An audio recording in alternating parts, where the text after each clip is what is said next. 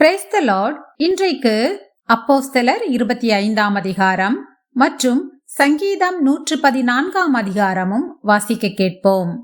கர்த்தாவே, உம்முடைய வேதத்திலுள்ள அதிசயங்களை பார்க்கும்படிக்கு எங்கள் இருதயத்தின் கண்களை திறந்தருளும் சுவாமி. ஆமேன். அப்போஸ்தலர் 25ஆம் அதிகாரம். பெஸ்து என்பவன் நாட்டிற்கு அதிபதியாக வந்து 3 நாளான பின்பு செசரியாவிலிருந்து எருசலேமுக்கு போனான். அப்பொழுது பிரதான ஆசாரியனும் யூதரில் முதன்மையானவர்களும் அவனிடத்தில் வந்து பவுலுக்கு விரோதமாக பிராது பண்ணி அவனை வழியிலே கொன்று போடும்படி சற்பனையான யோசனையுள்ளவர்களாய் தங்கள் மேல் தயவு செய்து அவனை எருசலேமுக்கு அழைப்பிக்க வேண்டும் என்று வேண்டிக் கொண்டார்கள். அதற்கு பெஸ்து பிரத்யுத்தரமாக, பவுலை செசரியாவிலே காவல் பண்ணி இருக்கிறதே, நானும் சீக்கிரமாக அங்கே போகிறேன்.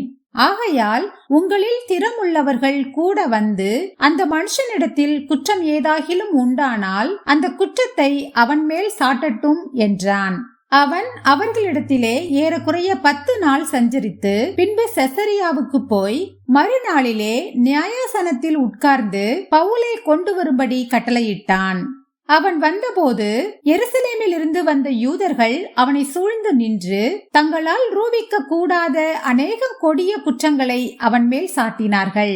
அதற்கு அவன் உத்தரவாக, நான் யூதருடைய வேத பிரமாணத்துக்காகிலும் தேவாலயத்துக்காகிலும் ராயருக்காகிலும் விரோதமாக ஒரு குற்றமும் செய்யவில்லை என்று சொன்னான்.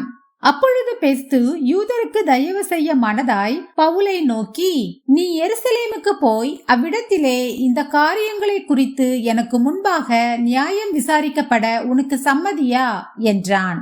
அதற்கு பவுல், நான் ராயருடைய நியாயாசனத்துக்கு முன்பாக நிற்கிறேன். அதற்கு முன்பாக நான் நியாயம் விசாரிக்கப்பட வேண்டியது.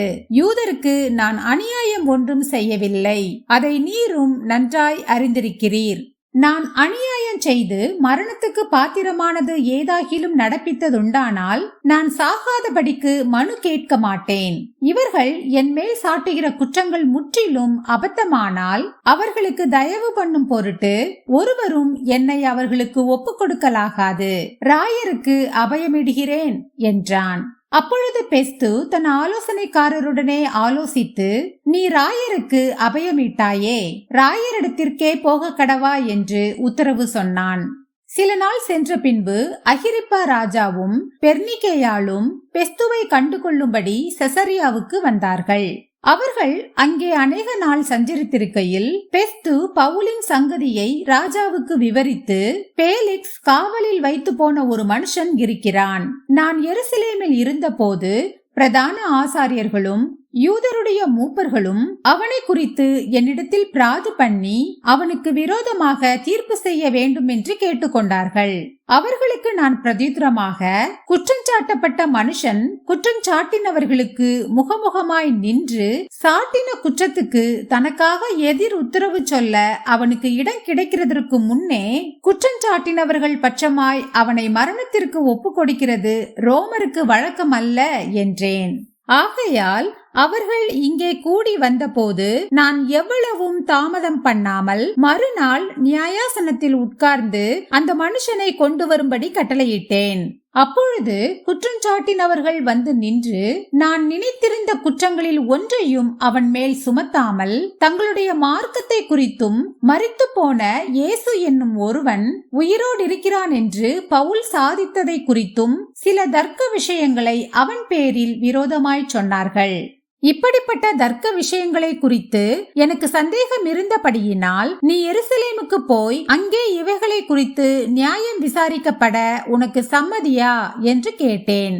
அதற்கு பவுல் தான் ராயருக்கு முன்பாக நியாயம் விசாரிக்கப்படும்படிக்கு நிறுத்தி வைக்கப்பட வேண்டுமென்று அபயமிட்ட போது நான் அவனை ராயனிடத்திற்கு அனுப்பும் அளவும் காவல் பண்ணும்படி கட்டளையிட்டேன் என்றான். அப்பொழுது அகிரிப்பா பெஸ்துவை நோக்கி, அந்த மனுஷன் சொல்லுகிறதை நானும் கேட்க மனதாயிருக்கிறேன் என்றான். அதற்கு அவன், நாளைக்கு நீர் கேட்கலாம் என்றான். மறுநாளிலே அகிரிப்பாவும் பெர்னிக்கேயாலும் மிகுந்த ஆடம்பரத்துடனே வந்து சேனாபதிகளோடும் பட்டணத்து பிரதான மனுஷரோடும் கூட நியாயஸ்தலத்தில் பிரவேசித்தார்கள். உடனே பெஸ்துவினுடைய கட்டளையின்படி பவுல் கொண்டு வரப்பட்டான். அப்பொழுது பெஸ்து, அகிரிப்பா ராஜாவே, எங்களோட கூட இவ்விடத்தில் வந்திருக்கிறவர்களே, நீங்கள் காண்கிற இந்த மனுஷனை குறித்து யூத ஜனங்கள் எல்லாரும் எருசலேமிலும் இவ்விடத்திலும் என்னை வருந்தி கேட்டுக்கொண்டு, இவன் இனி உயிரோடு இருக்கிறது தகாதென்று சொல்லி கூக்குரலிட்டார்கள். இவன் மரணத்துக்கு பாத்திரமானதொன்றையும் செய்யவில்லை என்று நான் அறிந்து கொண்டதினாலும், இவன் தானே ராயனுக்கு அபயமிட்டபடியினாலும் அவரிடத்தில் இவனை அனுப்பும்படி தீர்மானம் பண்ணினேன். இவனை குறித்து ஆண்டவனுக்கு எழுதுகிறதற்கு நிச்சயப்பட்ட காரியம் ஒன்றும் எனக்கு விளங்கவில்லை. காவல் பண்ணப்பட்ட ஒருவன் செய்த குற்றங்களை எடுத்து காட்டாமல் அனுப்புகிறது புத்தியீனமான காரியம் என்று எனக்கு தோன்றுகிறபடியினாலே, இவனை விசாரித்து கேட்ட பின்பு எழுதத்தக்க விசேஷம் ஏதாகிலும் எனக்கு விளங்கும்படி இவனை உங்களுக்கு முன்பாகவும் விசேஷமாய் அகிரிப்பா ராஜாவே உமக்கு முன்பாகவும் கொண்டு வந்தேன் என்றான். சங்கீதம் 114 அதிகாரம். இஸ்ரவேல் எகிப்திலும் யாக்கோபின் குடும்பம் அந்நிய பாஷைக்காரரான ஜனத்திலும் இருந்து புறப்பட்ட போது, யூதா அவருக்கு பரிசுத்த ஸ்தானமும் இஸ்ரவேல் அவருக்கு ராஜ்யமும் ஆயிற்று. கடல் கண்டு விலகி ஓடிற்று. யோர்தான் பின்னிட்டு திரும்பினது. மலைகள் ஆட்டுக்கடாக்களைப் போலவும் குன்றுகள் ஆட்டுக்குட்டிகளைப் போலவும் துள்ளினது. கடலே, நீ விலகி ஓடுகிறதற்கும், யோர்தானே, நீ பின்னிட்டு திரும்புகிறதற்கும், மலைகளே, நீங்கள் ஆட்டுக்கடாக்களைப் போலவும் குன்றுகளே, நீங்கள் ஆட்டுக்குட்டிகளைப் போலவும் துள்ளுகிறதற்கும் உங்களுக்கு என்ன வந்தது? பூமியே, நீ ஆண்டவருக்கு முன்பாகவும் யாக்கோபுடைய தேவனுக்கு முன்பாகவும் அதிரு. அவர் கன்மலையை தண்ணீர் தடாகமாகவும் கற்பாறையை நீரூற்றுகளாகவும் மாற்றுகிறார். ஆமேன். நாம் ஜெபிப்போம்.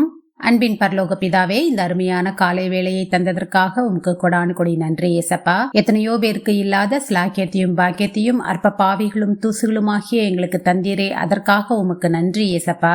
எங்களுடைய ஆசீர்வாதத்திற்கு தடையாயிருக்கிற எல்லா பாவங்களையும் நீர்தாமே எங்களுக்கு மன்னிக்க வேண்டுமாறு ஜெபிக்கிறேன் அப்பா. இந்த நாள் முழுவதிலும் நீர் எங்களோடு கூடவே இருந்து எங்களை பாதுகாத்து எங்களை வழிநடத்த வேண்டுமாறு ஜெபிக்கிறேன். இயேசு கிறிஸ்துவின் மூலமாக ஜெபம் கேளும் எங்கள் ஜீவனுள்ள நல்ல பிதாவே, ஆமேன். என் ஆத்துமாவே கர்த்தரை ஸ்தோத்திரி, என் முழு உள்ளமே அவருடைய பரிசுத்த நாமத்தை ஸ்தோத்திரி. என் ஆத்துமாவே கர்த்தரை ஸ்தோத்திரி, கர்த்தர் செய்த சகல உபகாரங்களையும் மறவாதே. ஆமேன், ஆமேன். நாம் அடுத்த நாள் வேத வாசிப்பில் சந்திப்போம். God bless you.